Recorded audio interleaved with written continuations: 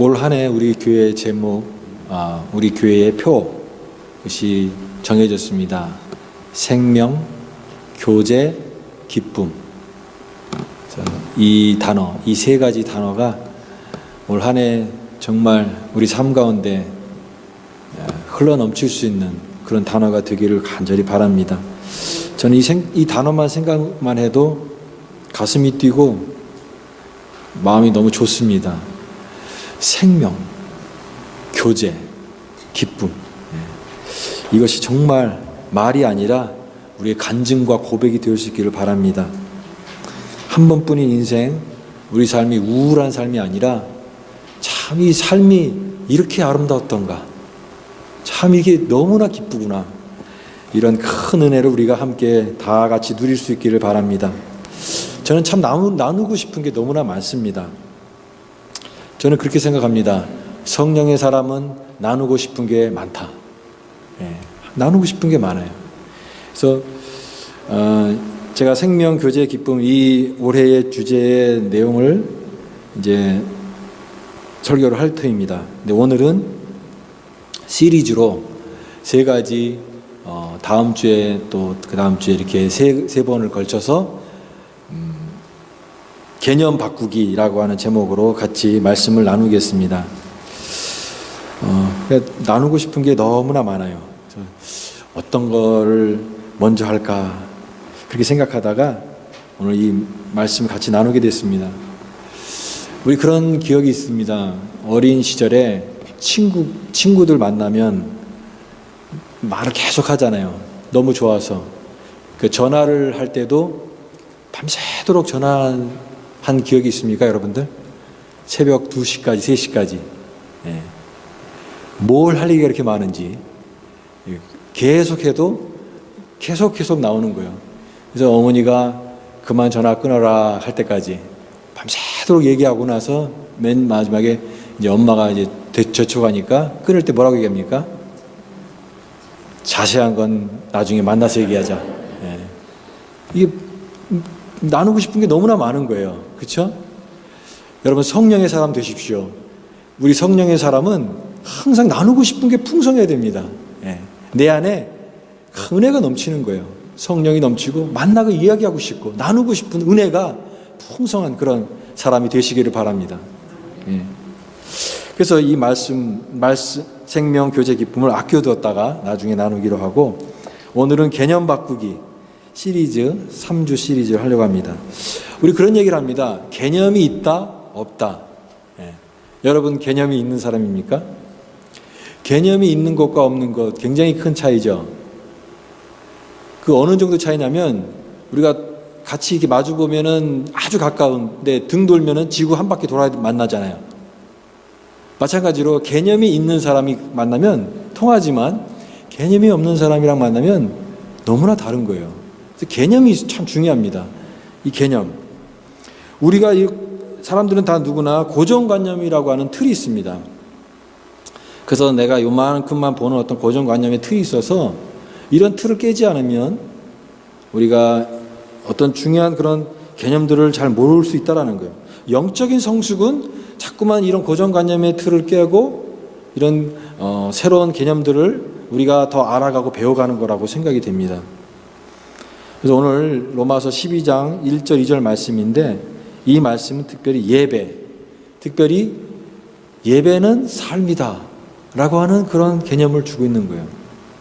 삶이 곧 예배다라고 하는 그런 개념을 알게 해주는 말씀입니다. 로마서 12장 1절 2절 말씀은 제가 참 사랑하는 말씀이에요. 제가 한눈에 반한 말씀입니다. 그러므로 형제들아, 내가 하나님의 모든 자비하심으로 너희를 권하노니 너희 몸을 하나님이 기뻐하시는 산 제물로, 예전 성경에는 산 제사라고 되어 있어요.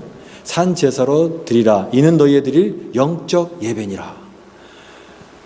저는 이 말씀 딱 처음 봤을 때 죄송합니다, 이런 표현, 뿅 갔습니다. 뿅 갔어요. 이런 말씀, 그러니까 저의 삶을 뒤흔들었던 그런 말씀이거든요.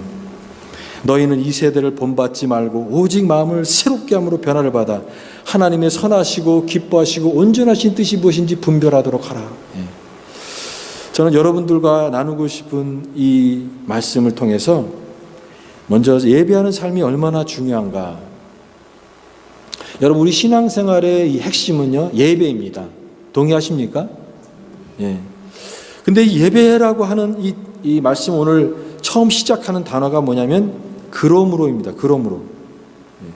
우리는 여기서 이 그러므로라고 하는 단어를 좀 생각해 볼 필요가 있습니다. 여러분, 이 그러므로라고 하는 이 단순한 부사인데 이 단어는 이 로마서에 있는 앞에 있는 모든 내용을 다 받는 말씀이 그러므로입니다. 여러분, 성경에서 가장 위대한 장이라고 하는 게 로마서이죠. 예. 세계 역사를 뒤흔들었던 로마서. 그 로마서가 정말 귀한 그런 은혜의 말씀인데 로마서 1장부터 11장까지의 내용과 12장부터 나머지 내용이 이렇게 두 개로 구분이 됩니다. 1장부터 11장까지의 내용이 무엇입니까? 하나로 요약하면 우리가 구원받은 것이 우리의 행위와 공로가 아니라 전적인 하나님의 은혜다라는 것입니다. 너희가 구원을 받은 것이 내 입으로 예수를 주로 시인하고 내 마음에 믿으면 구원을 받으리니, 그 다음에 뭐라고 합니까? 사람이 마음으로 믿어 의에 이르고 입으로 시인하여 구원에 이르느니라. 로마서 10장 10절 말씀. 그러니까 우리가 하나님의 은혜로 구원받았다는 거예요. By grace. 하나님의 은혜 때문에 우리가 구원받은 것이지 우리가 잘나서 우리가 어떤 노력을 해서 공로를 통해서 구원받은 게 아니다. 그것이 1장부터 11장까지의 전체적인 내용의 중요한 포인트입니다. 근데 오늘 12장부터는 뭐냐면 그러면 그렇게 은혜로 구원받은 우리가 그럼 어떻게 살아가야 되는가를 다루고 있는 것이 12장의 첫 문장이거든요. 그래서 그러므로라고 하는 단어로 시작합니다. 무슨 말입니까? 모든 내용이 그러므로라고 하는 단어에 딱 걸린다라는 거예요. 예. 그러므로. 그러니까 이 모든 내용을 다 받는 말씀이에요. 로마서 1장부터 11장까지 내용 전체를.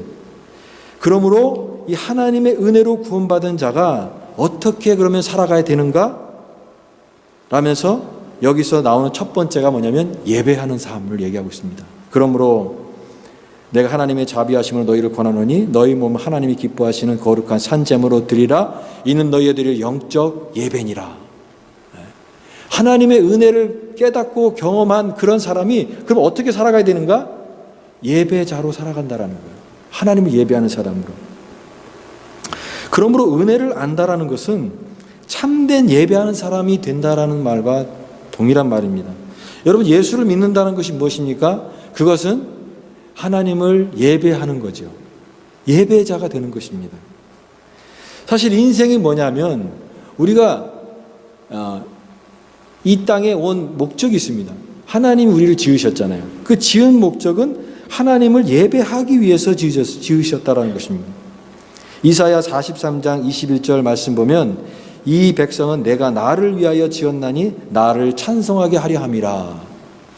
하나님이 우리를 왜 만드셨냐면 하나님을 높이는 찬양하는 그런 존재로 우리를 만드셨다라는 거예요. 여기 피아노가 있습니다. 피아노의 존재 목적. 이 피아노가 왜 여기 있는 거죠?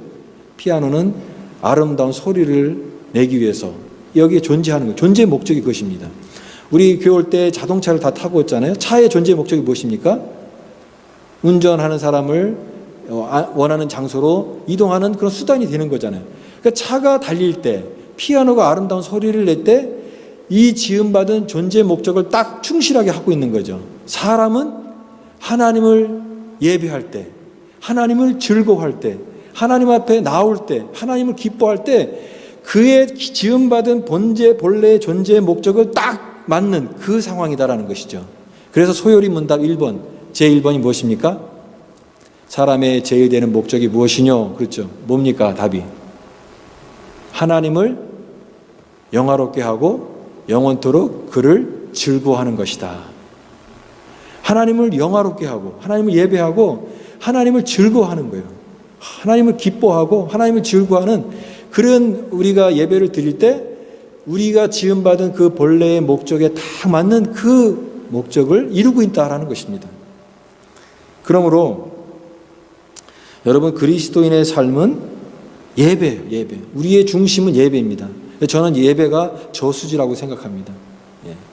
우리가 모든 물이 저수지로 흘러 들어가고 저수지에서 흘러나오는 것처럼 그리스도인의 삶은 모든 것이 예배로 흘러갑니다. 그리고 모든 영적인 그런 은혜와 능력은 예배로부터 흘러나오는 것입니다. 할렐루야.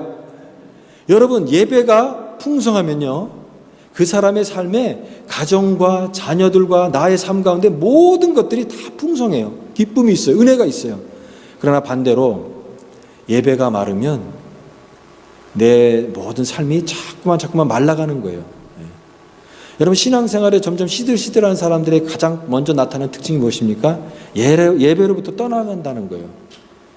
한 주 나오는 것 또 이제 점점 안 나오게 되고, 점점점 예배로부터 떠나가게 되고, 점점점 메마른 인생이 될 수밖에 없다는 거죠. 그렇기 때문에 우리 그리스도의 삶의 중심은 바로 예배인데, 오늘 이 말씀은 그 예배에 대한 개념을 바꾸도록 도전합니다. 이는 너희에 드릴 영적 예배니라. 이 말을 직역하면은 우리가 드릴 마땅한 예배다라는 단어로 표현할 수가 있습니다. 이것이 우리가 드릴 마땅한 예배다라는 거예요. 하나님이 기뻐하시는 참된 예배는 마땅한 예배를 드리는 것인데, 그 마땅한 예배가 무엇인가? 그것은 너희 몸을 하나님이 기뻐하시는 거룩한 산 제물로 드리라라는 것입니다. 즉, 이 말은 우리가 진정한 예배는 삶으로 드리는 예배다라는 거예요. 삶으로. 삶 속에서 참된 예배자로 살아가라라고 하는 그런 말씀입니다. 그런데 우리는 예배에 대한 개념이 너무 작은 것 같아요. 예배를 주일날 11시부터 12시까지 드리는 그 한 시간이 예배라고 생각합니다. 그리고 나서 나머지 시간들은 전혀 하나님과 상관없이, 예배와 상관없이 살아가는 사람들이 너무나 많다라는 것이죠. 제가 시간을 계산해 보니까 예배 드리는 1시간 빼고 나머지 일주일의 삶은 167시간이더라고요. 그렇죠? 여러분, 이 1시간과 167시간, 그러니까 벌써부터 게임이 안 되는 거죠. 우리가 하나님 앞에 드리는 1시간, 나머지 시간이 167시간인데 벌써 우리의 영성이 너무나 이 많은 시간들 속에서 약해지고 희미한 끈을 이어가는 것과 같다라는 것입니다. 그래서 오늘날 예배와 삶이 따로인 성도들이 너무나 많다라는 것이죠. 주일날 교회를 오지만, 예배를 드리지만 그냥 와서 예배 드리고, 그래서 내가 종교적인 의무를 했다라고 하는 그런 마음을 가지고, 예배 한번 마음을 쓰다듬는 것 가지고 내가 신앙생활을 하고 있다라고 생각하는 사람들이 너무나 많다라는 거예요. 마틴 로이드 존슨 목사님이 그런 얘기를 했어요. 사람들이 교회 왜 오는가? 그것은 주일날 예배를 빨리 드리고 집에 가기 위해서 온다. 그래도 내가 예배 드렸다. 그래도 나 오늘 주일날 예배 드렸어 라고 하는 마음 한번 싹 쓰다듬고, 그리고 나는 크리스찬이야 라고 그렇게 살아가고, 근데 그런 사람들에 대해서 아무런 도전도 주지 않고 그냥 잘하고 있습니다 라고 하는 현대교회가 그렇게 됐다라는 것이죠. 여러분은 그런 사람 아닙니까?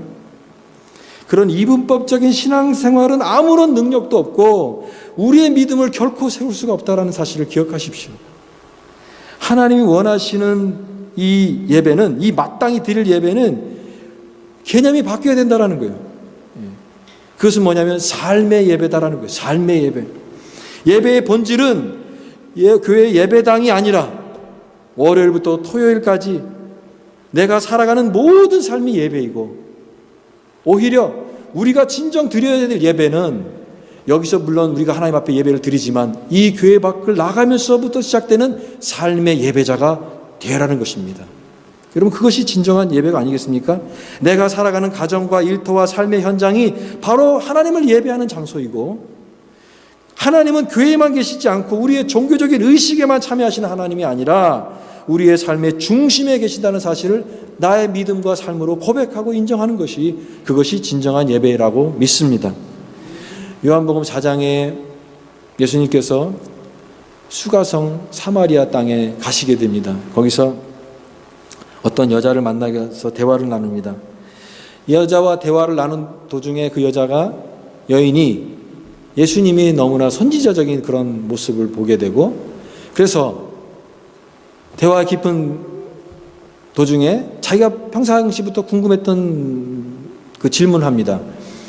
여러분, 그 당시에 유대인들과 사마리아는 굉장히 서로 사이가 안 좋았잖아요.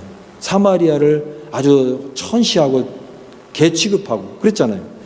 근데 이 사마리아 사람들도 종교성이 있고 예배를 드리기 위해서 예루살렘에 가서 예배를 드리면 유대인들의 막 못하게 하고 이렇게 박해라는 겁니다. 그래서 이 사마리아인들이 어디서 예배를 드렸냐면 여호수아 8장에 가면은 모세가 이 이스라엘 백성들을 데리고 이제 두 산에 이 백성들을 세우고 나서 너희가 이렇게 하면 하나님의 축복을 받을 것이다. 그러면 그 사람들이 아멘 해서 그 하나님의 율법을 선포한 그런 그 말씀이 있습니다. 그때 그 축복을 받으려 사람들을 세운 산이 그림심산입니다. 그 옆에 또 에발산이 있습니다. 너희가 이렇게 하면 하나님의 저주를 받게 될 것이다. 아멘. 했던 것이 그 에발산입니다. 자, 이 사마리아인들이 예루살렘에 가서 성전에 가서 예배를 드리지 못하게 하니까 어디서 예배를 드렸냐면 그 그림심산에서 예배를 드렸던 거예요. 왜냐하면 그 사마리아 지역에 그 산이 있으니까. 근데 거기서 예배를 드렸는데 유대인들은 또 그걸 조롱을 합니다. 아니, 예배를 성전에서 드려야지, 예루살렘 성전에서 드려야지 그 산에서 예배 드린다고 하나님이 그 예배를 받으시겠는가?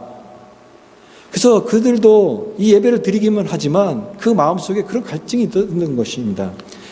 심지어는 이 수가성에 이 물기로 오른 이 수가성 사마리아 여인까지도 이런 궁금증이 있어서 제가 보기에는 선지자 같습니다. 우리는 여기서 이 산에서 예배를 드리는데 당신들의 말은 예배는 예루살렘에서 드려야 한다고 말합니다. 어느 것이 맞습니까? 이렇게 질문을 했어요, 예수님께. 그때 여러분 예수님께서 하신 대답을 기억하십니까? 여러분 그 대답 한번 따라해 보시기 바랍니다. 이 산으로도 말고 예루살렘으로도 말고 너희가 아버지께 예배할 때가 이르리라.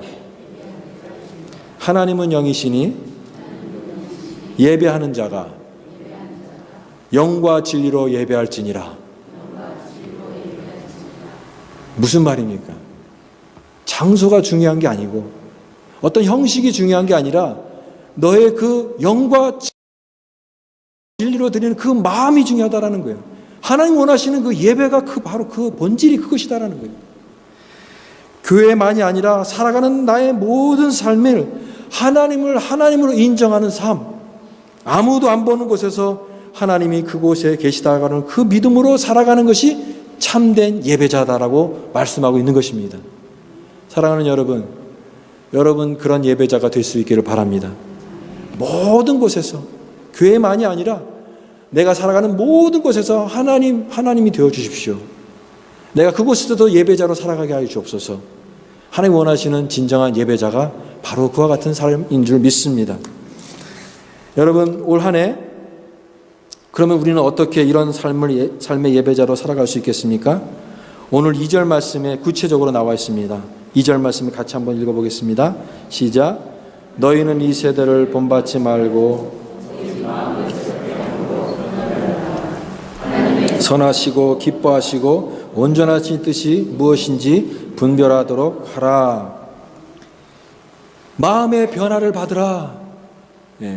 진정한 영적 예배는 우리 마음의 변화부터 시작이 돼야 된다는 거예요.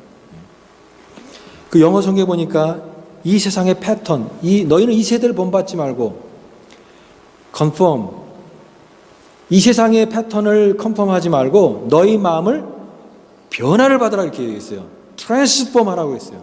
마음을 변화시키라, 마음을 변혁시키라라는 거예요. 우리 마음을 변화해야 된다는 거예요. 여러분 어떻게 함으로써 우리 마음을 변하게 합니까? 마음을 새롭게 함으로. 여러분 삶은 우리가 가만히 내버려두면 그냥 떠내려가요. 그냥 내버려두면은 이 세상의 풍조를 따라서 컨펌 되거든요. 그런데 우리가 하나님의 뜻을 따라가 살려면 이 세상의 풍조를 따라가는 게 아니라 마음을 변화시켜야 돼요. 트랜스폼 해야 돼요. 마치 죽은 물고기는 그냥 떠내려가잖아요. 그죠? 그러나 살아있는 물고기는 물살을 거슬러서 생명의 근원으로 가는 거잖아요. 여러분 그렇기 때문에 우리가 이 세상 속에 시대 속에 떠내려가는 사람이 되어서는 안 된다는 거예요. 너희 마음을 변화시키라. 변혁시키라. 변화를 받으라고 말씀하고 있습니다. 여러분들은 10월달, 11월달에 4가지 마음밭에 대해서 말씀을 잘 듣고 은혜를 받은 거라고 제가 들었습니다. 은혜를 받으셨나요? 길가가 있고 돌짝밭이 있고 가시떨기가 있고 좋은 땅이 있어요. 여러분 생각해 보십시오. 이 네 밭에 대해서 이 비유를 말씀하시는 그 예수님의 비유가 그 네 밭이 운명적으로 정해졌다는 것을 얘기하는 거는 아니잖아요. 나는 태어날 때부터 돌짝밭이고 원래 그래. 나는 가시밭이야. 나는 힘들어. 그게 아니잖아요. 우리의 처지를 지금 솔직하게 보라는 거잖아요. 너의 그 상태를 진단하라는 거예요. 왜 영적으로 성장하지 못하는지 그 요소가 무엇인지를 솔직하게 보고 그 부분을 변화를 받으라고 하는 말씀이에요. 여러분 좋은 땅도 처음부터 좋은 땅은 아무것도 없어요. 좋은 땅도 처음에는 길가밭이었었고 가시밭이었었고 돌짝밭이었을 거예요. 그러나 그 마음밭을 자꾸만 변화를 주고 기경을 해서 그 뿌리를 뽑아낼 때 그것이 좋은 밭 변화되는 거 아니겠습니까? 오늘 말씀도 그것이에요. 너희가 이 세대를 본받지 말고 너희 마음을 새롭게 함으로 변화를 받으라는 거예요. 마음이 변화가 되는 거예요. 그 마음이 변화가 되어질 때 우리는 진정으로 삶의 예배자가 될 수 있다고 믿습니다. 그러므로 여러분 올 한 해는 이 세상 물결에 편안한 대로 안주하는 신앙이 아니라 거친 물살을 가르며 올라가는 물고기처럼 우리가 하나님의 뜻 가운데 우리 마음이 변화를 받아서 진정한 삶의 예배자가 될 수 있기를 바랍니다. 저는 어떤 미국 교회 주차장에 이렇게 써 있는 그런 내용을 봤습니다. 교회 밖을 나가는 그 주차장에다가 이렇게 써놨어요. 당신은 지금 선교 현장으로 나가고 있습니다. 미션 필드. 무슨 말입니까? 예배를 끝나고 우리가 세상을 나가는데 거기가 현장이라는 거예요. 거기가 현장이에요. 우리가 진정 예배를 드려야 할 곳은 여러분 교회당을 나가면서부터 시작된다는 것을 기억하시기 바랍니다. 그게 진정한 예배예요. 거기가 현장이고 그런 의미에서 진짜 삶의 예배를 드리기 위해서 우리는 교회를 나서는구나. 이런 고백을 할 수 있기를 바랍니다. 저는 오래전에 우리 학생들, 우리 청년 대학부들과 수련회를 갔었는데 어떤 자매가 수련회 후기에 쓴 글이 아직도 잊혀지지 않는 게 있어요. 그게 뭐냐면 목사님 은혜를 너무 많이 받았어요. 너무 은혜가 많아서 빨리 세상에 가서 이 말씀대로 살아보고 싶어요. 이런 글을 썼더라고요. 근데 그 말이요 너무너무 좋더라고요. 여러분 우리가 그럴 수 있기를 바랍니다. 하나님 내가 너무 받은 이 은혜를 빨리 세상에 가서 이 말씀대로 살아보고 싶어요. 그것이 진정한 예배자가 아니겠습니까? 여러분이 속한 곳이 현장입니다. 가정과 직장과 사회 속에서 우리가 거기서 가장 믿음으로 살아야 되며 거기서 가장 신자가 되어야 되며 거기서 가장 경건한 예배자가 되어야 될 줄 믿습니다. 말씀을 제가 준비하면서 오래전 찬양이지만 제 마음속에 떠오르는 찬양 가사가 하나 있었습니다. 이 찬양 가사를 나누고 말씀을 마치겠습니다. 지극히 높은 주님의 나 지성소로 들어갑니다. 세상의 신을 벗고서 주 보좌 앞에 엎드리리. 내 주를 향한 사랑과 그 신뢰가 사그러져 갈 때 하늘로부터 이곳에 장막이 덮이네. 이곳을 덮으소서, 이곳을 비추소서. 내 안에 무너졌던 모든 소망 다 회복되리니 이곳을 지나소서, 이곳을 만지소서. 내 안에 죽어가는 모든 예배 다 살아나리라. 우리가 그렇게 살아있는 예배, 우리의 삶 가운데 삶 속에서 실천되어지는 그런 예배자가 되어질 때 여러분 내 안에 죽어가는 모든 예배가 다 살아날 줄 믿습니다.